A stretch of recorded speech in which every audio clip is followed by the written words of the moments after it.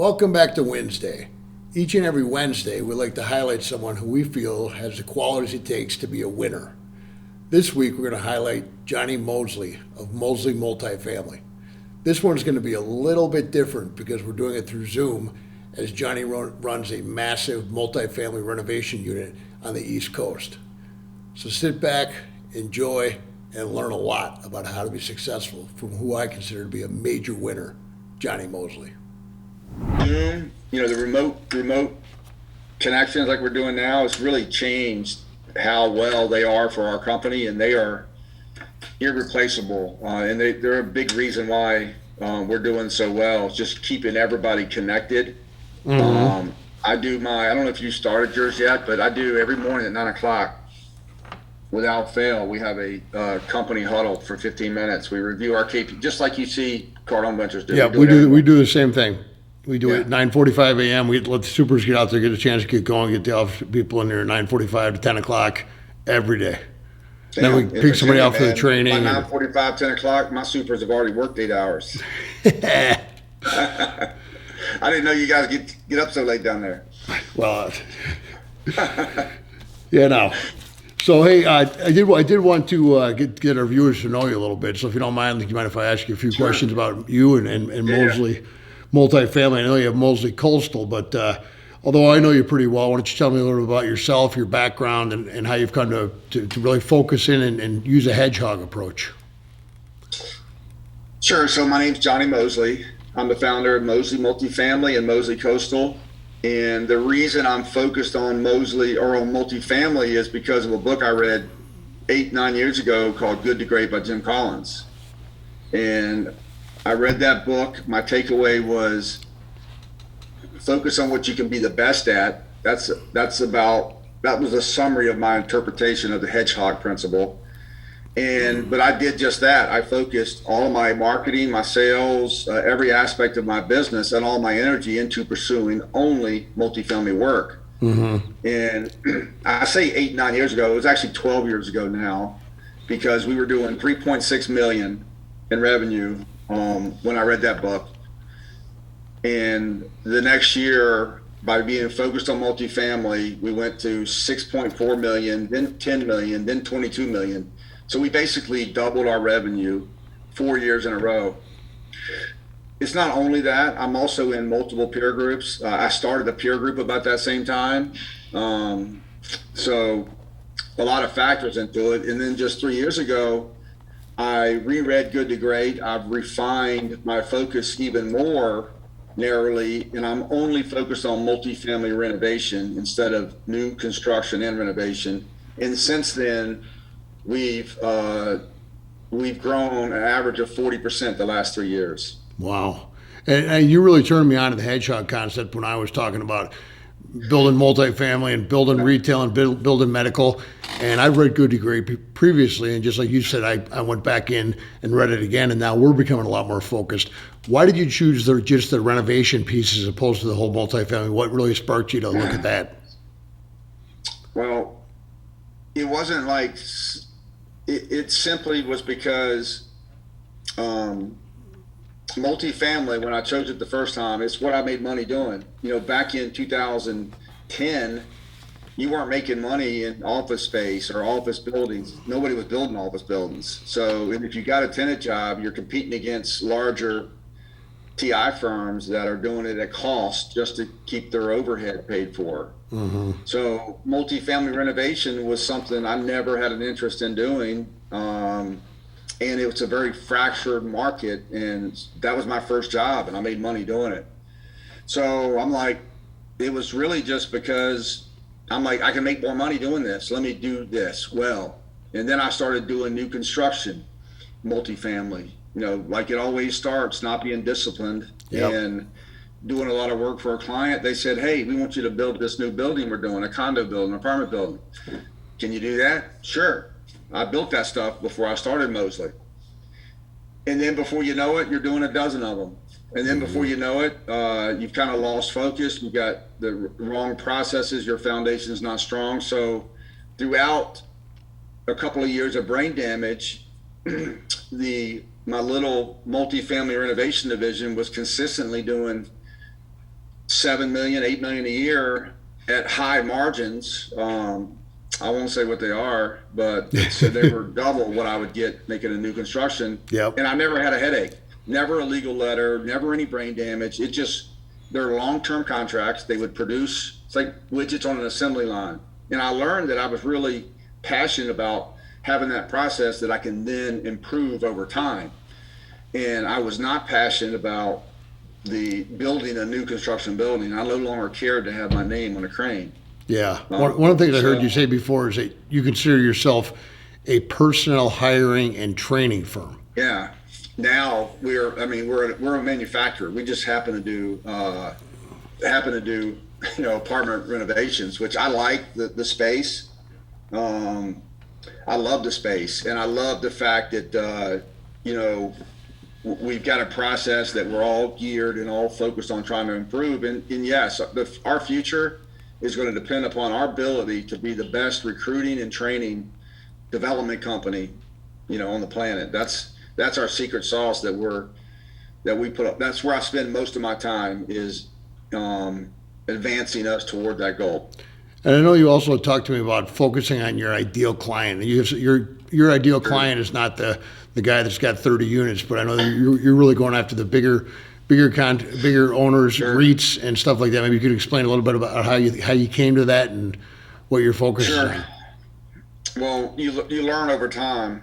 Once you get a certain amount of scale at something, you gotta look at what's the most value for your time. And it's not like I thought of this myself. I'm like you, immersed in lots of different. I'm exposed to lots of different knowledge, whether it's through Grant Cardone or through Brandon Dawson, or my peer groups. And or traction, right? Talks. You have a marketing strategy. You have an ideal client. You have a target list. So I've always thought it a good idea in practice that with me being focused on multifamily, my goal was to have a list of potential customers that fit my ideal profile, whatever that profile was. For me, it was at least $10 million in revenue or in potential projects, 2 projects a year. And if somebody only had 1 project every 2 years, they weren't part of my ideal list. And I had a lot of success staying focused like that. But I also had a pretty broad market. And so what we've learned in just in the past few years is, and I saw this last year on Grant's 10-day 10X challenge. He had this networking marketing person or sales guru, I can't even remember. And the guy asked a simple question: who in the audience or on TV, raise your hand if you know who your dream clients are, your dream clients that you don't do work for now, but you want to. And if you did, they would move the needle and make you, get you closer to your goal. Mm-hmm. And like nobody raised their hand. Nobody. Yeah. And I'm thinking, he's like, you guys got to have your list. If you don't know who you're trying to get, you're never going to get them. Yep. George Headley says, if you aim for nothing, you're going to hit it every time. So it was profound for me. I went back, we got the team together and said, okay, in my area, DC Metro, there's 362 management companies that manage apartment buildings. There's 740,000 apartments. I know the stats. I know every single apartment building, every single management company. So what we did was we started filtering them. We reviewed every single one of those 362 and say, who of this list is who we want to do business for? And if we did, it would help us achieve our 10-year targets. And we whittled that down to 60. And then when I did my platform delivery, you remember the part where they told you to pick something out of your SWOT? Yep. And that you can focus on in the next 90-day action plan. And another little moment where I'm like, a light bulb went off. Damn, our dream list. Let's just pick the top 10 and let's put all of our energy and let's get these politicians say whole of government strategy. I'm like a whole of Moseley strategy, marketing strategy, sales, operational, financial, and marketing, all geared around doing nothing but turn those our top 10 dreamless clients in the customers. And you've already seen some results from that, haven't you?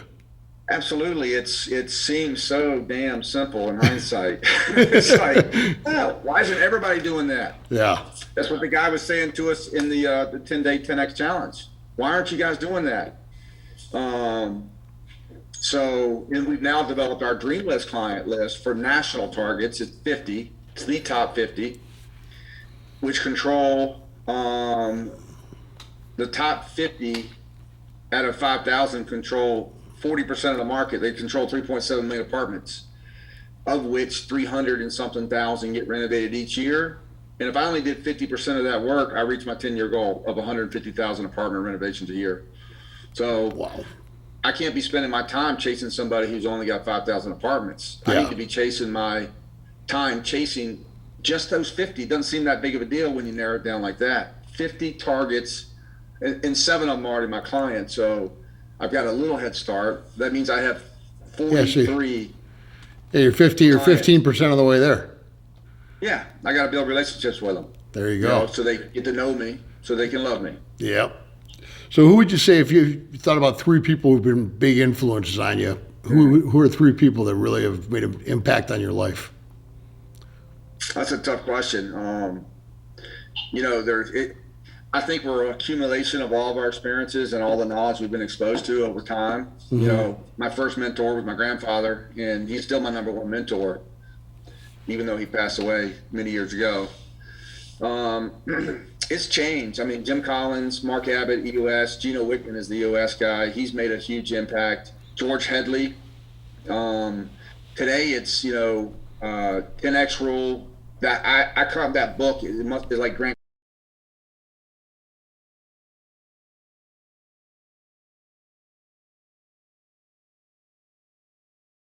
friend, and he's teaching me how to be a better leader, which is one of my intentions, and he's a phenomenal leader. I'm not saying he's doing a phenomenal job with me yet, but I am mimicking him so that until I master it.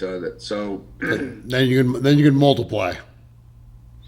Then I can multiply, and really the whole 10X community is I consider them like one big mentor group that I leverage that relationship for energy and motivation and keeping my mindset strong. Absolutely. I couldn't replace that with anything. No, matter of fact, I have a call after you with Mike Ledoux from 559 Parts, and he's come on now. And he comes on there, and typical people would say he's a junkyard man, but when you know Mike, he's a salvage king, and he's got. Yeah. It was cool when you had him call that guy at his old partner and said, "I want to buy your property right at breakfast." You challenge him, and we challenge each other, and it's part of being the 10X group. I love Mike. He's a great guy. So what would you consider maybe one of your biggest failures, and what did you learn from it? There's so many, it's hard to keep count. I read this book like a month ago called Mistakes Millionaires Make. I recommend you read it. And it's interesting because it's like half the companies in there. The guy who wrote it was a home builder. He was a commercial GC building schools out in California. So it's relatable. But it basically talks about all these mistakes and failures that these guys make. I swear to God, I couldn't sleep for 2 nights. Like I slept like an hour after I read that book, just the first 60% of it. Because I had nightmares, and it made me sick to my stomach because I made so many of those mistakes, and I was actually still making a few of them. Yeah. That I'm like, wait a minute. It was disturbing for me, but I'm glad I read it because it did help reinforce some failures that I had in the past and how they were avoidable. No, I think a lot of people look at people who are business owners and think, these guys have it all figured out, and they're instant overnight successes and so on and so forth. And I think you learn a heck of a lot more when you have a failure than when you have a win. Until when I was doing 3.6 million, mm-hmm. and I doubled my revenue 4 years in a row, I thought I was God, but I do not recommend anybody double their revenue 4 years in a row. It's hard even doing it 1 year. I had people tell me, this was my first year in that peer group with George Headley, 10, 11 years ago. And this guy, Damon Lane, good friend of mine, runs a $250 million company, 5 companies. He's like, dude, doubling your revenue, going from like 3 to 6. I didn't think it was that big of a deal. He's like, man, be careful. And he didn't know me, and we laugh about the story now because he's like, that damn, the next year here I will have $6 million. He's like, Howard, I want you to do everything this guy's doing. But you learn that my foundation wasn't strong. You hire superintendents. You told that story a minute ago. Yep. Dude, I've done that a dozen times. Until when you're growing that fast, you're hiring people, and I didn't have the right structure before. I didn't have the discipline it took to ensure that we followed the right process no matter what. And I just wasn't as knowledgeable as I am now about certain aspects of it, paying attention to the red flags. We're entrepreneurs, we're eternal optimists. We always think that we'll be able to overcome any challenge, which ironically is one of the common mistakes by millionaires.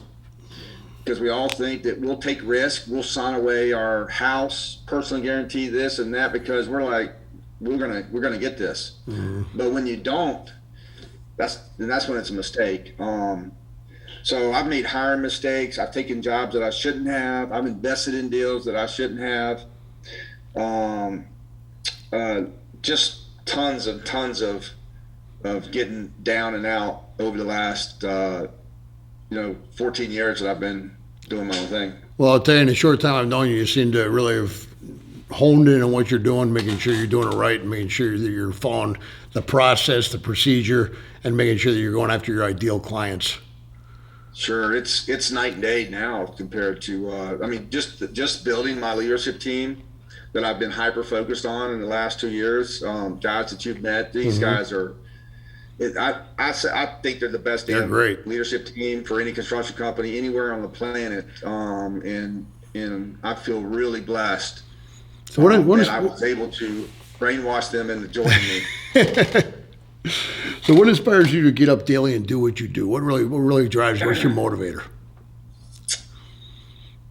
I mean, it's simple. It's 2 things. Family, my 10X goals, awesome family engagement, and 2, my business success. And as Grant says it best, I have a duty and an obligation to be as successful as I can be. And that concept taught me how to embrace I wouldn't say my ego, but just, society teaches us to be normal and be average and not set yourself up for disappointment. Don't be materialistic. I had friends, even my wife would say, like, we don't need any more money. We don't need that. And so you feel like, I don't know, it's like suppressing something that was inside of me. Yep. That needed to be free for me to be alive. And so that's why I get up in the morning. That's why I'm working on a Sunday. I worked yesterday. I love working. Yeah. I love being with my family. I love doing both at the same time. And I think my life now is something I don't need a vacation from. Yep. You seem you're in on your business and your family, all in on both. And I can see that. Everything else out of my life. Yep. Everything else out of my life. Every decision I make, most of them. Look, I'm still human. I still make mistakes, but I try to make every decision through the filter of, does it pull me closer to those 2 goals or further away? No, and you were talking about average, and if you can see behind me, it says be obsessed or be average on the bottom. And my wristband says success is your duty. And to your point, every day I look at it and just think to myself, I know. I wore my don't be a little bitch so much you broke. So yeah, I gotta wear some more. They're in high demand around my area. Everybody's like, "What's that say on your wrist?" I'm like, and I have to explain to them, this is not me. This is not a message for you. It's a message for myself when I feel like not doing something. Yep. So what would you say your definition of a winner is? Because we like to do these posts on Wednesdays, which we call Wednesdays, as you know. So what do you think a winner Yeah. is? I don't know, somebody who knows what they want out of life, whatever that is, and is actively working toward it. That's, I think, is what a winner is. They don't have to be, they don't have to have, it's not about what their goal is, it's just what is it they want to accomplish, not what they settle for, but what they want to accomplish. Yep. And then actively work together. Those are winners in my book. Good. So as far as like your big BHAG goals, your big, hairy, audacious goals, why don't you share with us a little bit about what you want to do when you grow up, become a big boy? What do you want to do as far as your big, hairy, audacious goals? Well, there's the family unit, keeping a tight family unit, taking 4 vacations a year, every quarter doing a meetup no matter what, trying to coordinate my travel schedule so that I can bring them and also be with them throughout that. And then really I don't know what, out of 5, I've got 10, 20, I've got 60% of my family now working for the company. That's one of my proudest achievements. Wow. My wife, my 2 daughters, and my sons are still in high school. So we'll see. I think I'll snag one of them. But that's solving my number 1 goal. And then my number 2 is, I don't consider it to be a big, hairy, audacious goal because I plan on achieving it. So it's simple: 6.4 billion annually at 20% EBITDA. I can do that math for you if you like. I know you can. I've heard you do it before. 50,000 apartments a year at $20,000 average revenue per apartment. That's $3 billion or $600 million in EBITDA. 500,000 term solution units at 1,000, which is another 500 million in revenue. I love these numbers. They don't even scare me anymore. It's like $1 billion. It's like it's already happened up here. Yep. So it's easy for me to tell somebody else without being embarrassed. No, it's funny. Like, For the first time I said my goals, and when I said them after going through the 10X process and being part of the Cardone Ventures family and ecosystem, first time I said, I was like, well, I'm going to have a private jet and I'm going to have this much revenue. And now it rolls right off the tip of my tongue because I've already created it in my head and I'm seeing it come to fruition right out in front of my eyes. When I told you to replace the 500 million with $1 billion. Yeah, and we started. The funny thing was, to tell you the truth, we started with $1 billion, and the reason we scaled it back is because once we do become the best in the retail medical field, we're going to be doing development as well. So it's probably $1 billion overall, but we do want to. Dude, you're just making excuses. $1 billion. It's $1 billion. $1 billion. What does Grant say? Never lower your target. Increase your action. There you go. Don't be a little bitch. Don't be a little bitch. It's funny when I went. So COVID, obviously, we stopped doing these peer groups meetings, and so my first peer group meeting, one of my best friends now in the world, Damon Lane, who I told you runs the $250 million companies and great guy out of Ohio. He's the guy with the masonry that developed the machine that makes the mortar. Masonry, And he went to a 360. Took 15 of his executives there down in Miami. We're in the next meeting and we're at about the point, and I had my goals written out that I write down twice a day in my 10X planner, and I just slipped it over to him. And this is the same guy who told me, like I just told you, that when I was doing 3 million, and he was reading those, and he's like, he starts laughing out loud. He's like, "Oh my God!" He's now changed his goals to $1 billion. He's read 10X rule. He's been to 10X 360. Beautiful. I tell anybody who asks, even clients, it's amazing how it attracts them to what you're doing versus it attracts the right people. Correct. Some people it just scares the hell out of. They're not working with me anymore. Some of my best hires are because of my vision. And there's also condo remodels. You know, I left out a couple billion there. 10,000 condo remodels at 150,000 each is another 1.5 billion. What's a couple Yeah. billion amongst friends? Exactly. So, you know, maybe I don't hit 6.4, but I'm going to get damn close or die trying. No, I know you Yeah, will. having fun every step of the way. Absolutely. Well, hey, I appreciate your time. And how can people that are watching and our viewers be able to see more about Moseley Multifamily and find out more about you? Sure. Well, look me up on LinkedIn, MoseleyMultifamily.com. With LinkedIn, social media, Instagram, we're out there on every platform. Anybody that's looking for a job, wants to be with a winning company, wants to be trained to succeed, give us a call. Yeah, I will personally vouch for you, Johnny. You've been a big inspiration to me and been a bit of a mentor in terms of giving me some real solid advice because I've been in the business a lot shorter time than you've been in business, and just a good guy, good family guy. And like I called you on a bid one time, you stopped what you're doing, gave me your time. And if anybody's looking for a company that's growing, you're out in the East Coast or you're anywhere in the country and you're willing to take that leap of faith, you got the right guy here with Johnny Moseley. So we appreciate it, Johnny. I appreciate you too, man. Okay. And we'll talk sometime about Texas. That's going to be my next expansion location for multifamily. No, that'd be fantastic. And I'd love to talk to you more about our internal team and how we expand and how you would integrate it because I really admire your opinion and your advice. So. Yeah, man. Call me anytime and tell Mike I said, come on now. Come on now. Tell the family I said hi and we'll talk to you soon. Thanks, Johnny. Yeah, man. All right. Bye-bye. Bye-bye.